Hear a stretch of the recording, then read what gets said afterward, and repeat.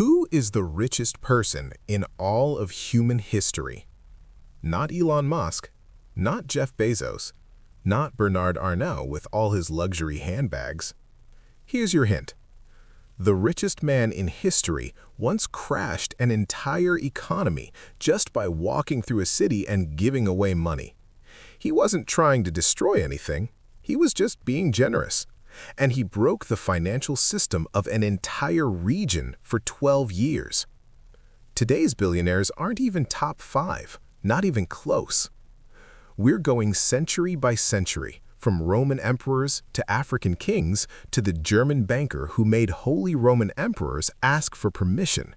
And by the end, I'm going to tell you exactly what the most valuable resource of the 21st century is. The answer might make you close this app and rethink your entire relationship with money. Let's go.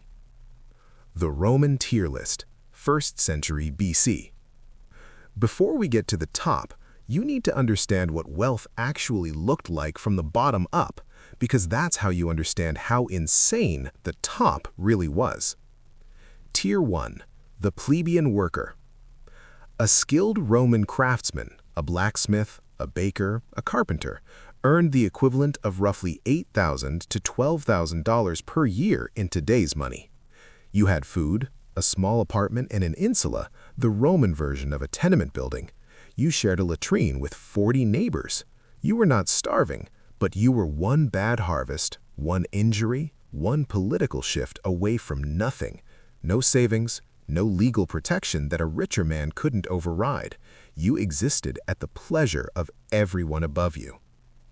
Tier 2, the equites, the business class. Step up.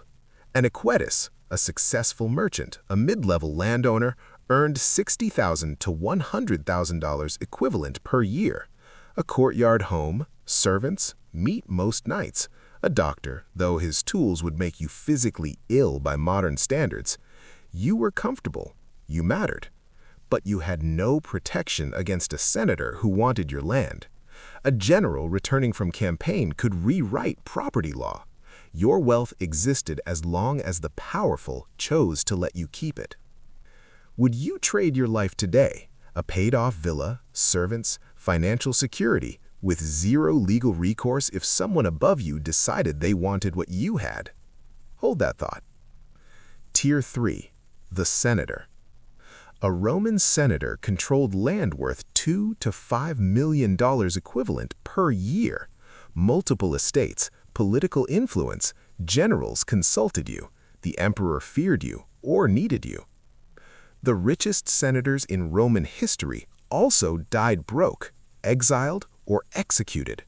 Cicero, one of the wealthiest men in Rome, was assassinated and had his hands nailed to the Senate door because he criticized the wrong man.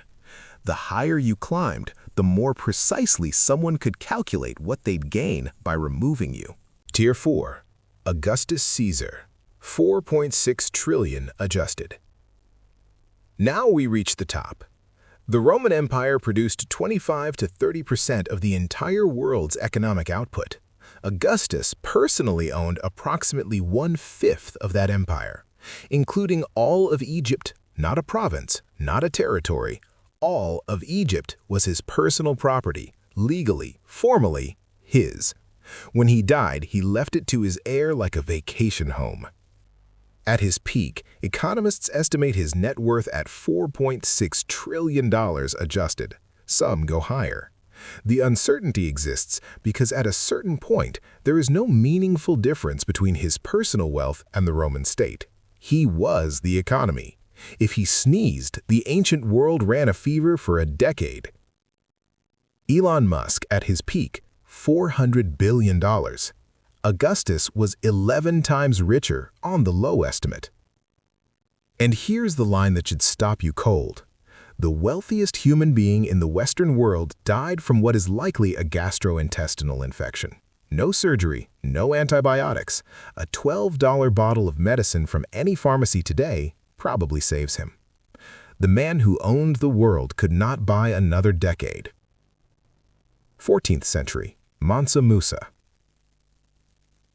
1224, West Africa, the Mali Empire, Mansa Musa decides to make a pilgrimage to Mecca. He brings 60,000 people, 12,000 servants, each personally carrying 4 pounds of gold bars, 80 camels, each loaded with 300 pounds of gold dust. He passes through Cairo. He starts spending, tipping lavishly, giving gold to the poor the way you leave change at a coffee counter. He causes inflation. The value of gold crashes across North Africa and the Middle East for 12 years. Prices don't recover until he is dead and buried. He didn't intend to destabilize anything. He was just being generous. Economists estimate his net worth at over $400 billion adjusted. Others write practically incalculable because at a certain point, he was the gold market. You cannot calculate the net worth of a man who controls more than half the world's gold supply when gold is the basis of every economy on Earth. There is no external reference point. Elon Musk is worth $200 billion. Mansa Musa was giving away quantities that make $200 billion look like a rounding error. Would you trade your life today for Mansa Musa's?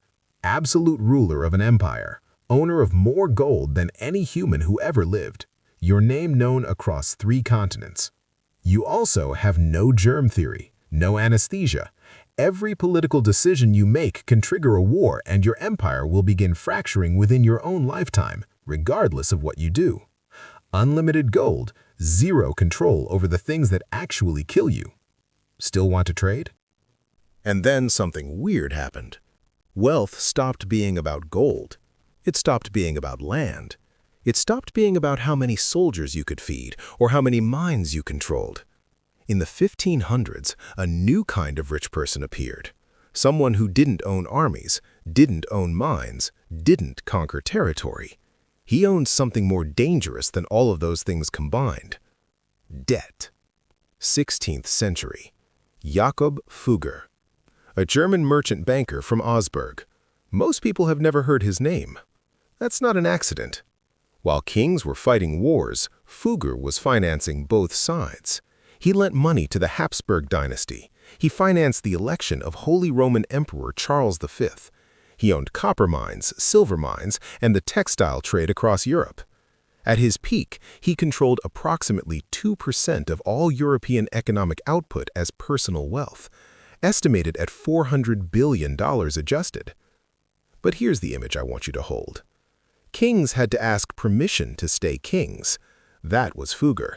He didn't need an army. He had something better. He had debt, and he had leverage. He lent so much money to so many royals that they couldn't afford to tell him no. When Charles V needed cash to bribe the 7 electors and secure his election as Holy Roman Emperor, the most powerful political position in Europe, he didn't have enough. He borrowed it from Fugger. Charles knew who paid for his crown. When Charles later implied, as emperors do, that maybe the debt didn't strictly need to be repaid, Fugger wrote him a letter, politely, precisely, reminding him that without Fugger's money, he would not be the Holy Roman Emperor. Charles paid. Fugger was the original too big to fail. If he collapsed, half of Europe's monarchies collapsed with him. They called him Fugger the Rich. The real joke, he was richer than every king he lent to, and every king knew it. That's not wealth. That's architecture. He built a system where power needed him to function. Now here's the callback from earlier. Remember the Roman equitus who couldn't protect his land from a senator who wanted it? Fugger solved that problem. Not by getting an army, by making the army need him more than he needed the army. The mechanism changed. The insight is the same. The most durable wealth is the kind that makes the powerful depend on you. 19th century. John D. Rockefeller. Now we arrive at a name you actually recognize. John D. Rockefeller, Standard Oil. By the 1880s, Rockefeller controlled 90% of all oil refining in the United States. Not a dominant share, 90%. He owned the pipelines, the railroads, the storage, the distribution. If you lit your home with kerosene, and everyone did, you paid John D. Rockefeller, whether you knew it or not. He didn't start rich. His father was a traveling con artist. Rockefeller started as a bookkeeper at 16, earning 50 cents a day. His method? Undercut every competitor until they went bankrupt, then buy them for almost nothing. Methodical, relentless, completely ruthless.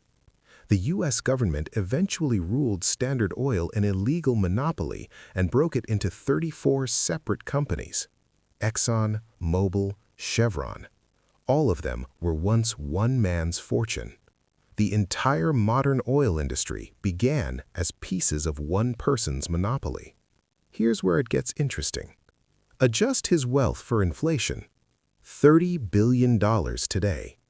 Less than Elon Musk. Adjust his wealth for inflation. $30 billion today. Less than Elon Musk. Which number is right? Depends on what you think wealth actually means. The cash number says Musk wins. The power number says Rockefeller never lost. And here's the thing nobody says about Rockefeller. They literally invented new laws to stop him. The Sherman Antitrust Act exists because of one man's fortune. Nobody's rewriting the legal system for Elon. 2024. The current champions. So where does that leave today? Elon Musk, Bernard Arnault, Jeff Bezos. They're rich, obviously, but after everything you've just seen, Augustus, Mansa Musa, Fugger, Rockefeller, here's the uncomfortable truth about modern billionaire wealth. It's the most fragile wealth in history. Augustus's wealth was backed by Roman law and 400,000 soldiers. Mansa Musa's wealth was physically underground. Fugger's wealth was contractual obligations held by governments that couldn't survive without him.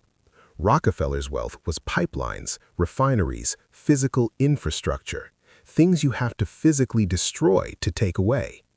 Elon Musk's wealth is a stock price, a number that exists because on any given Tuesday, enough people believe a narrative. Tesla stock drops 30%, he loses $60 billion before dinner. No army was defeated, no mine collapsed, no pipeline exploded.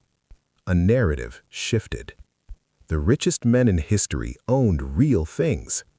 Today's richest man owns belief, and belief is the most volatile asset class ever invented. Augustus Caesar never checked a stock price. He never worried about a tweet. Mansa Musa didn't have a board of directors. Fugger didn't need quarterly earnings to justify his leverage. They owned the world. Today's billionaires own shares of the world. That is a fundamentally different thing. Before you go to the comments, and I know exactly what you're about to type, let me get there first. How can you compare these? Different currencies, different economies, completely different worlds. Fair. Every economist who works on this admits it openly. Two approaches exist. Relative wealth. What share of their contemporary economy did they control? By this measure, Augustus wins almost every time, 1/5 of the Roman Empire's output personally. Absolute purchasing power, adjusted. What could they actually buy? This breaks down fast because surgery, antibiotics, the internet, none of these existed to be bought. Both methods are imperfect. Both reveal something true. The point isn't the precision. The point is the pattern. In every century, the wealthiest person controlled something other people could not do without. Military force, gold supply, credit, energy. The asset changes. The mechanism never does. Which brings me to the question I promised to answer. What is the most valuable resource of the 21st century? Not oil, not gold, not land. Data and attention. The richest people at our era don't own factories, they own algorithms. They own the pathway between you and the information you trust. They own what you see, what you search for, and how long you look at it. You know who controls that? Think quieter than Musk. Think less visible than Bezos. The people building the next Fugger-scale fortune are doing it right now, and you're funding it for free. Every scroll, every search, every click that tells an algorithm something true about what you want and what you fear. The resource of our century is you, your attention, your data, your behavior. And the people who understand that, the ones quietly building infrastructure around human attention at scale, those are the ones who will look to historians 100 years from now the way Fugger looks to us today. Enormously powerful, largely invisible, and deeply uncomfortable to think about. Here's what ties all of them together. Augustus, Mansa Musa, Fugger, Rockefeller, and whoever comes next, every single one of them spent enormous energy trying to protect what they had. Augustus survived 40 years of assassination attempts just to keep the throne. Mansa Musa watched his empire fracture within his own lifetime. Fugger wrote obsessively about securing his legacy, knowing his family line would eventually collapse. Rockefeller lived in genuine terror of the government taking everything he built. Musk, publicly, constantly, talks about the threats to his companies, his mission, his position. The richest humans in all recorded history, people whose wealth breaks our ability to imagine it, all of them anxious, all of them afraid of losing it. The money changes every century. The fear never does. So here's my question, and I actually want you to think before you answer. If you had to pick one person from this entire list to actually be, not visit, not observe, but live as, with no ability to import modern medicine, who do you pick? Augustus, with 11 times Musk's wealth, but dying of a stomach infection? Mansa Musa, with literally incalculable gold, but an empire fracturing around him? Fugger, with leverage over kings, but invisible to history? Rockefeller, with 90% of an entire industry, but the government hunting him? Or the data lords of today, rich beyond most historical comparison, but owning belief instead of bedrock? Drop your pick in the comments, and your reason, because your answer tells me exactly how you think about money, and that probably tells me how you're going to end up. If this made you wonder what your current salary would actually mean in ancient Rome, the Ottoman Empire, or during the Great Depression, I calculated exactly that in the next video. The $50,000 answer is genuinely surprising. I'll see you there.